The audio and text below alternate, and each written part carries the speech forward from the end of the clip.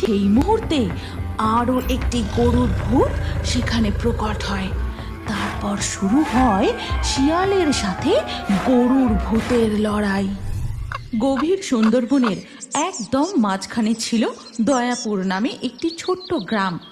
চারিদিকে নদী, কাদামাটি আর ঘন জঙ্গল। দিনের বেলাতেও সেখানের জঙ্গলে প্রবেশ করলে মানুষের বুক কেঁপে উঠত। এই দয়াপুর গ্রামেই বসবাস করত মাধব আর তার স্ত্রী রুক্মিণী। গিন্নি, তুমি শুনেছ কাল রাতে রহিমদের উঠোন থেকে হঠাৎ করেই সবকটা মুরগি উধাও হয়ে গেছে। হ্যাঁ গো, আমিও পুকুর ঘাটে বাসন ধুতে গিয়ে শুনলাম একইভাবে কারো বাড়ি থেকে হাঁস তো কারো বাড়ি থেকে ছাগল চুরি হয়েছে।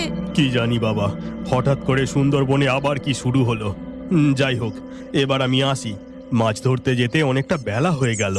এই বলে মাধব জাল নিয়ে নদীর দিকে চলে যায়। আর সেখানে পৌঁছে রামু ও তার স্ত্রী মিনতির সাথে দেখা হয়। মাধব, এইভাবে চলতে থাকলে তো আমাদের গ্রামে যে আর একটাও হাঁস মুরগি ছাগল কিচ্ছু থাকবে না রে, সব শেষ হয়ে যাবে।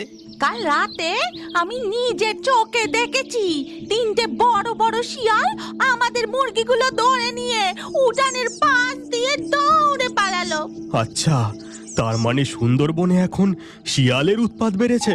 এবার যে দেখি আমাদের আরো সাবধানে থাকতে হবে।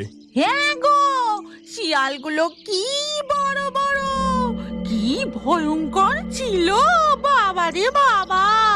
এরপর মাধব নৌকায় করে মাছ ধরতে চলে যায়। সারা দিন মাছ ধরে বিকেল বেলায় আবার সে বাড়ি ফিরে আসে। তখনই তাকে দেখে তার স্ত্রী রুক্মিণী বলে, হ্যাঁ গো, শুনেছ সুন্দরবনে নাকি বড় বড় শিয়ালের উৎপাত বেড়েছে। আজ থেকে না আমাদের হাঁস মুরগিগুলোকেও ঘরের ভেতরে রাখতে হবে। হ্যাঁ রুক্মিণী, শিয়ালের দলের ব্যাপারে শুনলাম।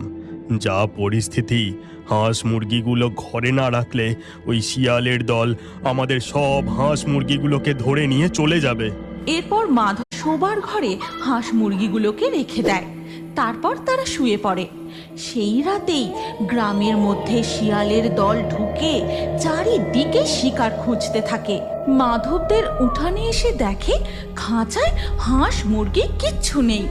তারপর শিয়ালের দল পাশের বাড়ির দিকে চলে যায়। আর শিয়ালগুলোকে দেখেই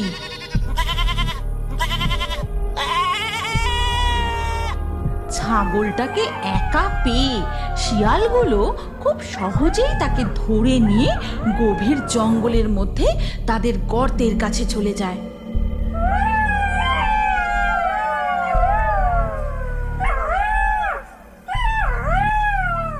এরপর ধীরে ধীরে সকাল হয়ে যায়। গ্রামবাসীরা শিয়ালের উৎপাত আর সহ্য করতে না পেরে যায় ফরেস্ট ডিপার্টমেন্ট অফিসে। গ্রামবাসীদের সমস্ত অভিযোগ শুনে অফিসার বলেন, শোনো সবাই, যতদিন না আমরা শিয়ালগুলোকে ধরে কন্ট্রোল করতে পারছি ততদিন, মানে আজ থেকে গ্রামের সব হাঁস মুরগি ছাগল শোবার ঘরের মধ্যে নয়তো শক্ত খাঁচার মধ্যে বন্ধ করে রাখবে। আর রাত হলে তোমরা কেউ বাইরে বেরোবে না। ঠিক আছে অফিসার বাবু, ঠিক আছে। তারপর থেকেই গ্রামের মানুষ তাদের পশু পাখিগুলোকে শক্ত খাঁচার মধ্যে বন্ধ করে রাখতে শুরু করে। এইভাবেই বেশ কয়েকদিন কেটে যায়। শিয়ালের দল আর কোনো শিকার খুঁজে পায় না। অনেকদিন পেট ভরে খাওয়া হয়নি, এইভাবে চলতে পারে না। আমাদের এবার আরো বড় শিকারের পরিকল্পনা করতে হবে। গ্রামবাসীরা হাঁস মুরগি ছাগল ঘরের মধ্যে নয়তো খাঁচার মধ্যে ভরে রাখছে, তাহলে বড় শিকার কি করে ধরবো? ওগুলো হলো ছোট শিকার। আজ আমরা বাঘেদের মতো বড় গরু শিকার করব। চলো সবাই। সেই রাতে শিয়ালের দল গ্রামে ঢুকে গরু শিকার করে। এবার থেকে নতুন করে গরু শিকার চলতে থাকে। আর এইভাবেই কেটে যায় বেশ কিছুদিন। এমনই একদিন সকালে জঙ্গলে কাঠ কুড়োতে গিয়ে রুক্মিণী দেখে, হ্যাঁ গো, ওই দিকটায় তাকিয়ে দেখো তো একবার, একটা গরু শুয়ে আছে না? এই জঙ্গলে কেউ তো গরু বাঁধতে আসে না। চলো তো গিয়ে দেখি একবার। রুক্মিণী ও মাধব গরুটার কাছে গিয়ে দেখে গরুটা মৃত। তার গলায় দুটি দাঁতের দাগ। একে একে গ্রামের সব গরুগুলো শিকার হচ্ছে। জানো রুক্মিণী, কেউ বুঝতে পারছে না এটা বাঘের কাজ না ওই শিয়াল দলের। হ্যাঁ, আর এই একইভাবে সুন্দরবনের জঙ্গলের বিভিন্ন প্রান্তে মৃত গরু পড়ে থাকতে দেখা যাচ্ছে। আর প্রত্যেকটা গরুর গলায় থাকে দুটো গভীর দাঁতের দাগ। এই ব্যাপারটাও ফরেস্ট ডিপার্টমেন্ট অফিসে জানানো দরকার। চলো তো।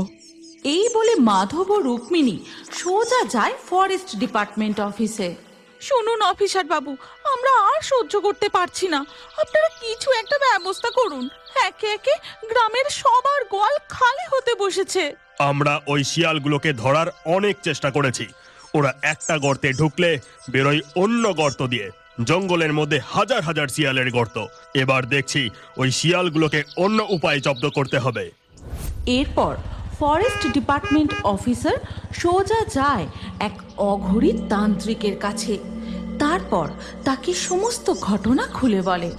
ঠিক আছে, তুই চলে যা।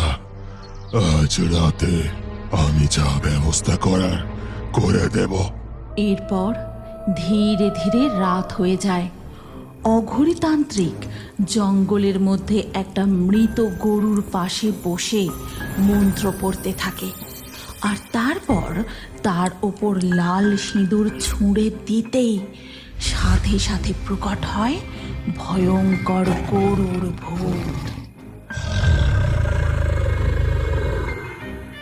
গরুর ভূত, শুনতে পাচ্ছিস ওই শিয়ালের আওয়াজ? ভালো করে শোন, ওরা এখন জঙ্গলের কোথায় আছে ভালো করে শোন।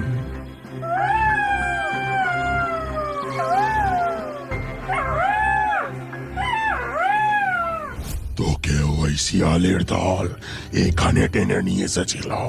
তোর মতো অনেক গরু ছাগলকে ওই শিয়ালের দল শেষ করেছে। তুই ওই শিয়ালগুলোকে উচিত শিক্ষা দে, যেন ওরা আর সুন্দরবনে উৎপাত করতে না পারে।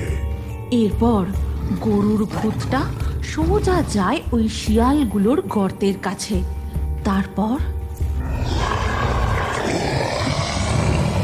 তোরা নিরীহ পশুদের হত্যা করেছিস, অনেকের গোয়াল শূন্য করেছিস। এবার আর নয়, এবার তোদের শাস্তি হবে। ঠিক তখনই কয়েকটা শিয়াল সেই গরুর ভূতটাকে ঘিরে ধরে আর জোরে জোরে ডাকতে থাকে।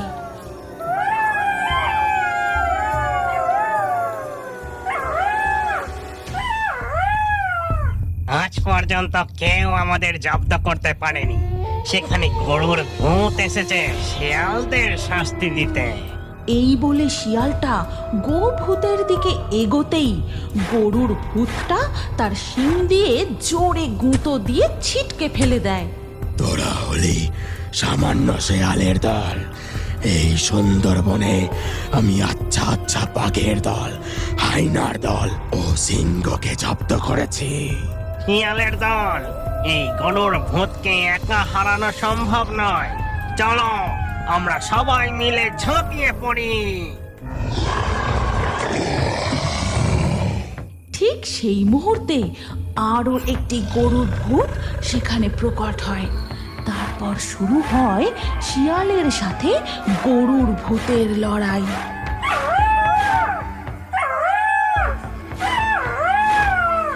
গরুর ভূতের কাছে শিয়ালের দল পেরে ওঠে না। শিয়ালগুলো হেরে যেতে থাকে।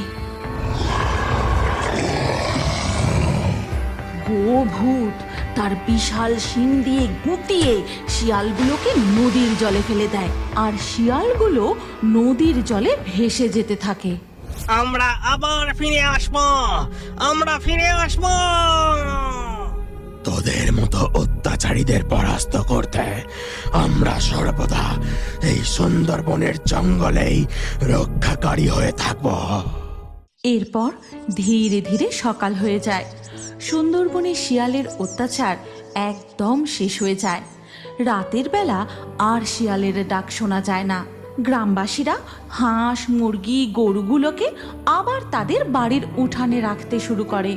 শিয়ালগুলো একেবারে হঠাৎ করে উধাও হয়ে গেল। কোথায় গেল কি জানি। যা হয়েছে ভালোই হয়েছে, ওদের কথা আর মুখেও এনো না। মনে হচ্ছে ভগবান আমাদের রক্ষা করেছেন।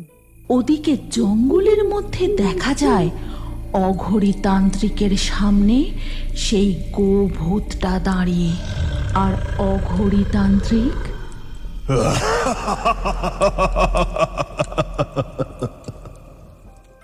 হয়তো আপনি জানেন না, আপনি যদি আমাদের গোভূতের কার্টুন চ্যানেলটি সাবস্ক্রাইব করে আপনার নাম কমেন্টে লেখেন, তাহলে আপনার নাম আমাদের কার্টুন ভিডিওতে দেখানো হয়।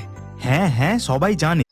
গাইস, ভিডিওটা কেমন হলো অবশ্যই কমেন্ট বক্সে জানিয়ে দিও এবং ভিডিওটাকে একটা লাইক করে চ্যানেলের নতুন সাবস্ক্রাইব করে দিও। তো tata, bye bye, see you.